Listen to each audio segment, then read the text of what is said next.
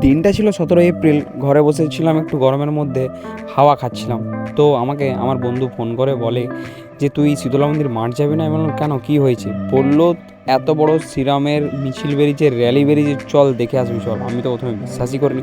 আমি চল তাহলে বেরোনো যাক, মাঠের মধ্যে চলে এসেছিলাম। তো বাইরের দিক থেকে কতটা ভিড় আর কতটা আমাদের সাথেও কতগুলো র্যালি এলো সেগুলো দেখলাম। তো মাঠের মধ্যে চলো প্রবেশ করা যাক, দেখা যাক মাঠের মধ্যে কেমন ভিড়। তো তোমরা বাইরে থেকে দেখতে পাচ্ছ মাঠের কী অবস্থা, চলো ভিতরটায় যাওয়া যাক আর দেখানো যাক যে কী অবস্থা। তো যারা এখনও সাবস্ক্রাইব করনি তারা জয় শ্রীরাম বলে অবশ্যই কমেন্ট করে সবাই সাবস্ক্রাইব করে নাও। তো চলো ভিতরে ঢুকে গেছি আমরা, আর ভিতরে কেমন ভিড়, কেউ গদা নিয়ে যাচ্ছে আর সবাই কী করছে, কেমন কী অবস্থা।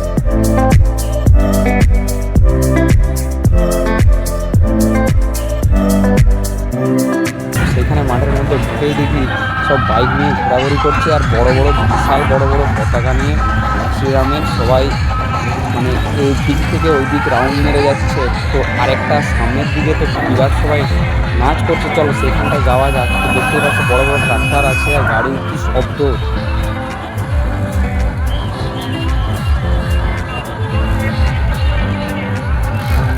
আমি সামনের দিকে একটু আস্তে আস্তে করে এগিয়ে যাচ্ছি। তো আমার বন্ধু পিছনে দেখতে পাচ্ছ ভিডিও করে করে যাচ্ছে। তো বন্ধু আমি দুজনেই গেছিলাম। তো চলো ওইখানটা দেখানো যাক যে অত ভিড়ের মধ্যে কী হচ্ছে। তো ভিড়ের মধ্যে আমিও চলে গেলাম একটু নাচ দেখতে। তো তোমাদেরকেও সেই নাচটা দেখাই, চলো।